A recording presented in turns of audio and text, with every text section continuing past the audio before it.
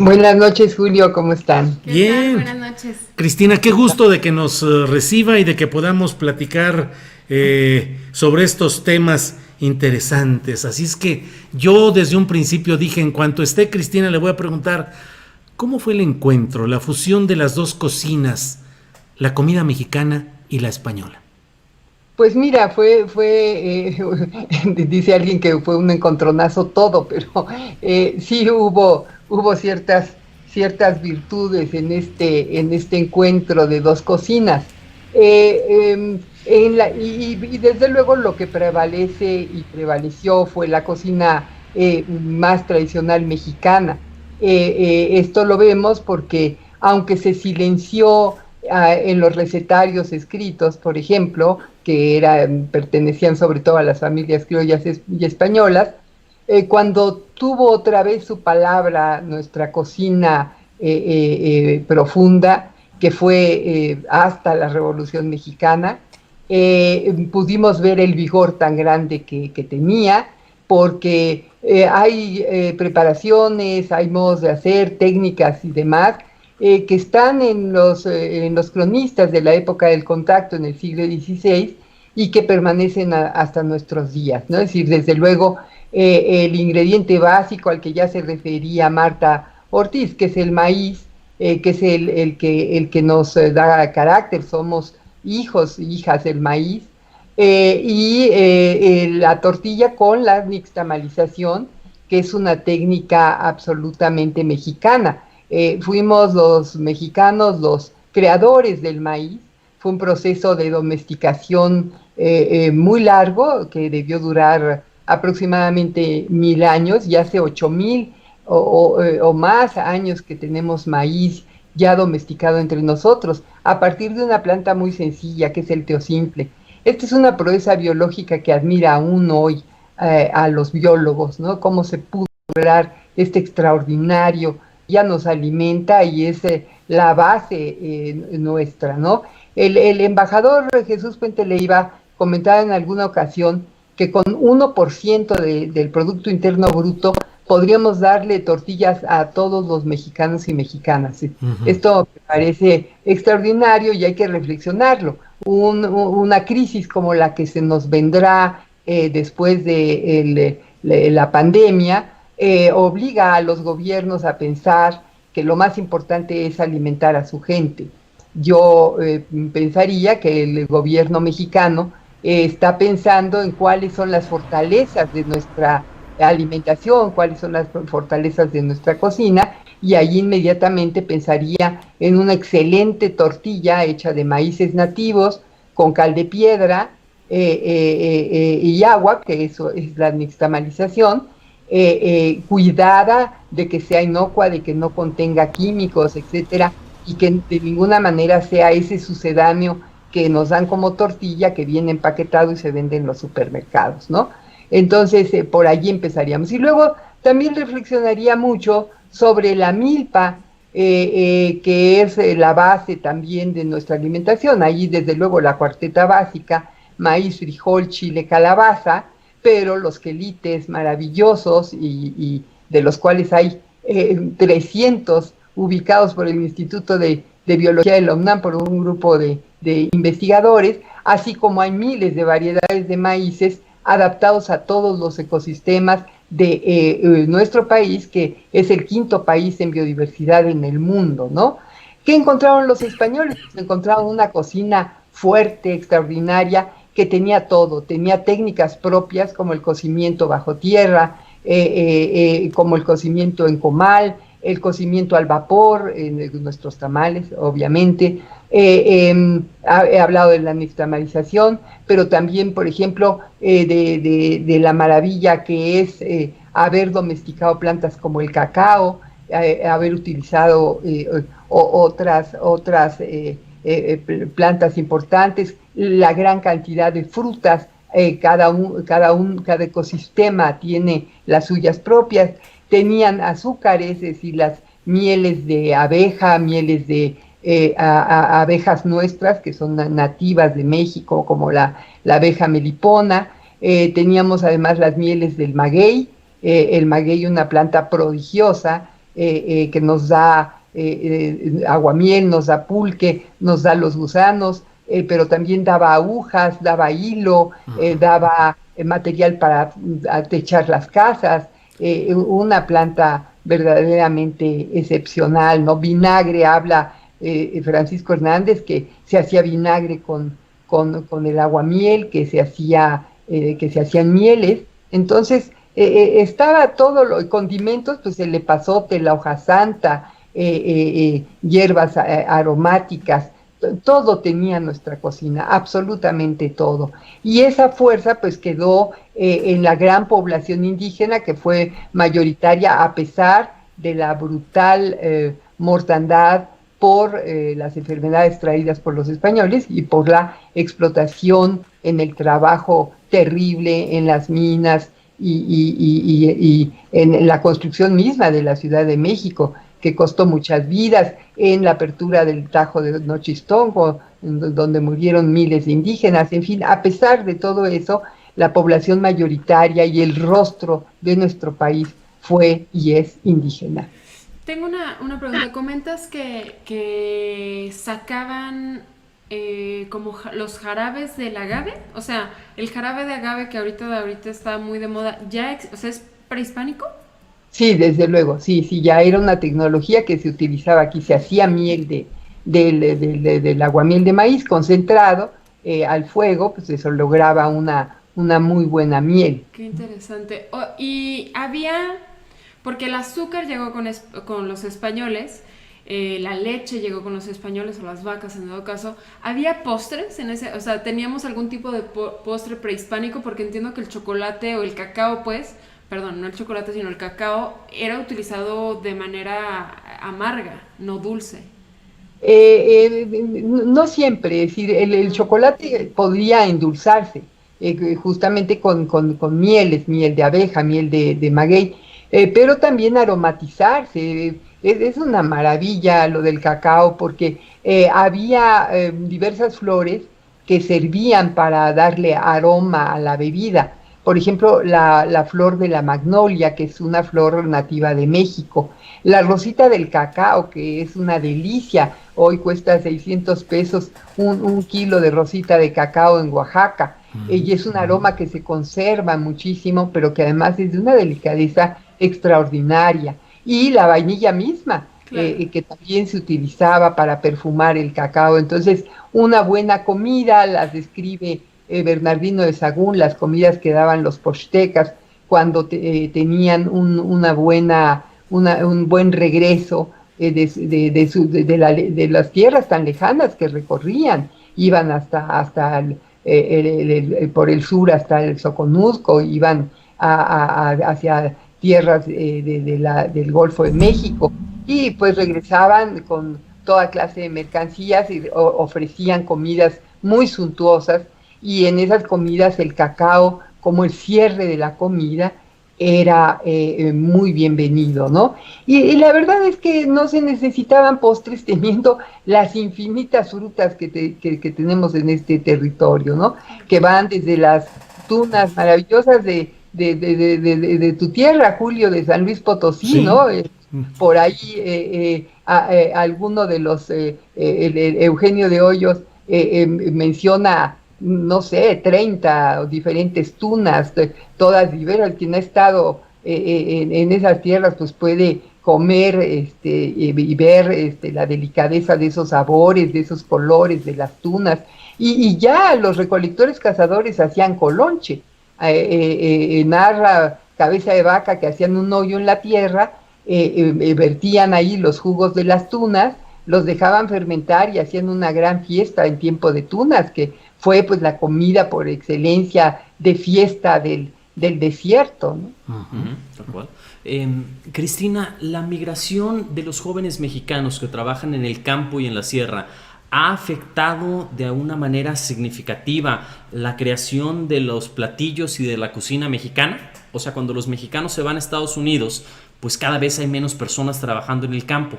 ¿Esto afecta de alguna manera la producción de esta comida mexicana? La afecta relativamente, pero sí se van perdiendo tradiciones y se van perdiendo conocimientos, ¿no? Al no haber en quién depositar es decir, nuestra cultura se ha transmitido de generación en generación de manera casi siempre oral. Y cuando no están los nietos, los hijos, los abuelos, los padres se quedan con ese conocimiento y no se transmite a las siguientes generaciones. Y pasa lo mismo con las hijas y las madres, ¿verdad? O sea, la forma de transmitir es viendo cómo la madre prepara las cosas. Cuando cometemos el error que se está cometiendo a veces de llevar a los niños a estas escuelas, digamos, centralizadas y arrancarlos de sus familias, para hacer estas escuelas de tiempo largo, de 8 a 5 de la tarde, lo que se está haciendo es romper la identidad y romper esa transmisión de conocimientos, ¿no? Desde luego la migración afecta, ¿cómo afecta la destrucción de los ecosistemas, ¿no? Es decir, nuestra cocina tiene como base la gran biodiversidad que ya mencionaba, y la gran cantidad de culturas de los pueblos originarios que habitan en México, que nos dan tonos, que nos dan una serie de características especiales. Si lo pensamos, la cocina de la península yucateca poco tiene que ver con la cocina de Chihuahua o con la cocina de Sonora. La cocina de Chiapas es distinta a la cocina de Michoacán. La cocina de Michoacán será también distinta en ciertos tonos a la cocina del centro, a la cocina hidalguense. En fin, es una maravilla ver cómo cada región de México aporta, y casi podemos ir de un pueblo a otro y varía la comida, ¿no? Varían las costumbres en torno a nuestra cocina. Entonces, esta diversidad depende también de los paisajes.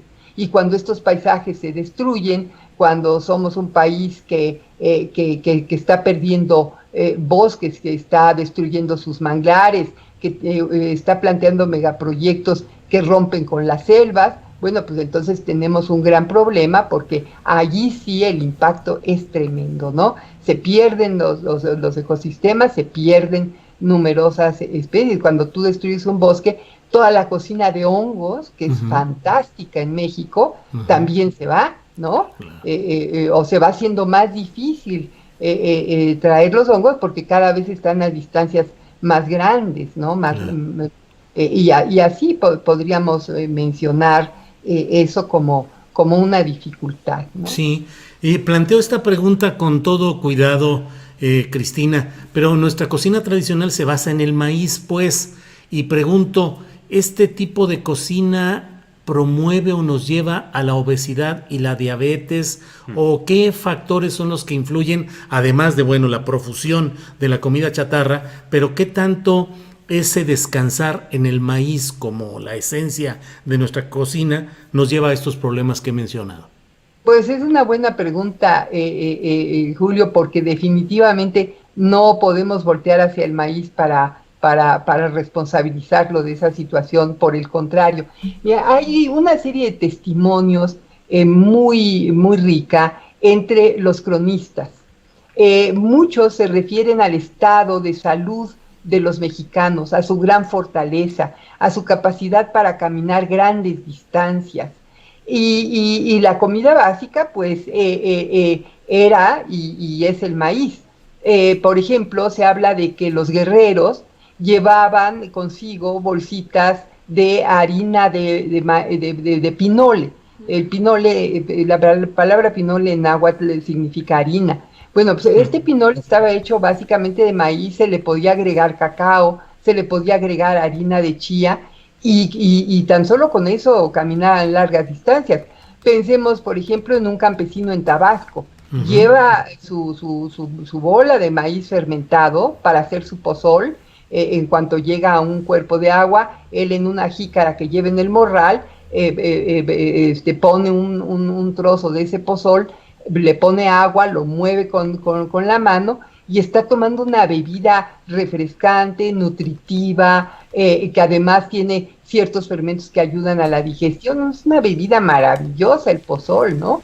Y así podríamos seguirnos con toda la cocina del maíz. Recordemos que nosotros no freíamos, nosotros cocíamos al comal, cocíamos al vapor, y por lo tanto no había esas grasas. Cuando una quesadilla se hace al comal, no tiene por qué tener el menor problema. Los maíces nativos no engordan, es más, se ha comprobado que engorda mucho más el pan de trigo que las tortillas, ¿no? No éramos obesos. La obesidad llegó con la cocina de fuera. La obesidad llegó con nuestro hacinamiento en las ciudades, llegó con darle la espalda al campo, llegó con discriminar nuestra propia comida, decir que los frijoles son de pobres, que los quelites son de pobres, que las tortillas son de pobres, cuando son alimentos extraordinarios. El doctor Héctor Burges del Instituto Nacional de Ciencias Médicas y Nutrición menciona que con los productos de la milpa, esto es maíz, chile, frijol, calabaza, tendríamos la comida perfecta, ¿no? Claro. Pero en la milpa hay mucho más que eso, y los campesinos que la siembran, menciona alguno, yo siembro lo que me voy a comer. Podemos tener una comida variadísima tan solo con los productos que están allí. Hay hasta 60 a veces productos en una milpa distintos, ¿no? Entonces nuestra comida no es una comida que engorde, es la chatarra la que nos engorda, es la industria la que está en el mundo entero causando verdaderos estragos de la mano de la agricultura industrial que echa agrotóxicos en la comida, ¿no? Entonces, cuando una tortilla ya no es pura, cuando una tortilla está asperjada con glifosato, por ejemplo, bueno, pues ya nos vamos a problemas mayores incluso que la obesidad. Pero yo recomendaba precisamente hace poco, escribiendo sobre el tema, que lo que tendríamos que hacer, porque el COVID nos ha mostrado que somos vulnerables por la obesidad y diabetes que hay en México, que son verdaderas pandemias, ¿no? Claro. Y entonces aquí lo que tendríamos que hacer es acudir a nuestra dieta tradicional, a nuestra dieta de siempre, ¿no? A maíz, chile, frijol, calabaza, y a entender que esta es una comida sana y que es una comida que puede ser además variadísima, porque la creatividad de las cocineras mexicanas en materia de masa de maíz, bueno, verdaderamente es de locura, ¿no? Sí. Es decir, lo que se puede hacer con masa, en bebidas también. Claro, ¿no? En todas partes. Bebidas de maíz. Claro. Una última pregunta. ¿Cuáles son los riesgos que usted ve que a los que se enfrenta la gastronomía mexicana actualmente? ¿Cree que va hacia dónde va? Perdón. Yo hoy sí voy a hablar de un riesgo importante. Ya hablé hoy, que es 22 de mayo, es Día Internacional de la Biodiversidad Biológica, y he estado hablando de biodiversidad constantemente, ¿no? Y de la necesidad de no destruir los ecosistemas y también de no impactar con proyectos destructivos los territorios indígenas, ¿no? Estas dos cosas, conservar la riqueza de nuestros pueblos indígenas y conservar nuestra biodiversidad, serían básicos para evitar los riesgos de pérdida en la cocina mexicana. Pero en este momento también me quisiera referir a que hay una iniciativa en la Cámara de Diputados presentada por un diputado de Morena, para asombro de todos, que es Heraclio Rodríguez, en la que se llama una modificación a la ley actual federal de variedades vegetales, y esa ley está privatizando las semillas. Es una ley que criminaliza el intercambio libre de semillas entre campesinos y que incluso plantea sentencias de cárcel y altas multas por este intercambio libre de semillas. Esta es una maniobra de las empresas como Bayer, Monsanto, Syngenta y otras, que lo que quieren es apoderarse de un nicho muy importante. Si el 70% del maíz que se siembra en México proviene de maíces nativos, Son maíces adaptados a los más diversos ecosistemas. Son maíces que nos han salvado del hambre, porque precisamente tienen esta gran capacidad de adaptación. Incluso ya ahorita los campesinos están haciendo estrategias con esa variedad de maíces para enfrentar el cambio climático. Y este nicho de maíces nativos es el que busca apoderarse estas empresas, y por lo visto este diputado pues está haciéndoles el juego, y quienes lo respaldan, porque él no va solo, ¿no? Entonces, lo que se haría con esto es la destrucción definitiva, sí, porque no es solo son las semillas de maíz. Me estoy refiriendo a los chiles, por ejemplo, ¿no? La gran cantidad de chiles. Ricardo Muñoz Zurita, el chef, que ha escrito un maravilloso libro que es el diccionario el diccionario enciclopédico de la gastronomía mexicana. También ha hecho un libro sobre los chiles de México que les recomiendo muchísimo. Él registra 250 chiles distintos con usos específicos, ¿no? Si lo que caracteriza a una cocina son sus salsas, en México la cocina está caracterizada por las salsas con las que se guisa y las salsas de acompañamiento. Y todas esas difieren entre sí y dan una infinita gama. Yo digo que es como una paleta de pintor la cantidad de chiles mexicanos. Eso también se perdería, ¿no? Veamos ya los chiles estos que se cultivan industrialmente, no tienen ni el sabor, ni el aroma, ni la calidad de ninguna manera que tienen nuestros chiles originales. Entonces, estos sí son verdaderos riesgos. Hay que detener esta iniciativa de modificación a la Ley Federal de Variedades Vegetales. Todos los que estamos defendiendo la cocina mexicana, los chefs, los investigadores, antropólogos, ingenieros, agrónomos, etcétera, estamos ya uniéndonos en la defensa y en impedir que esta iniciativa de ley prospere en la Cámara. Está en espera en comisiones, y yo espero que esta aberración pues no se cumpla, porque entonces no podríamos tener esta deliciosa plática sobre cocina mexicana, porque ya no habría sobre qué platicar. No. Tampoco Marta Ortiz podría hacer en sus restaurantes la cocina que hace, ¿no? Ella incluso hablaba del maíz como símbolo de la democracia en México. Tiene toda la razón. El maíz es democrático por excelencia, se intercambia libremente, y es ese intercambio el que ha logrado la gran biodiversidad de los maíces mexicanos, que estos maíces amarillos, rojos, azules, blancos, pintos, de todos los colores, que sirven para hacer pozole, por ejemplo, para hacer palomitas, como el maíz palomero, claro.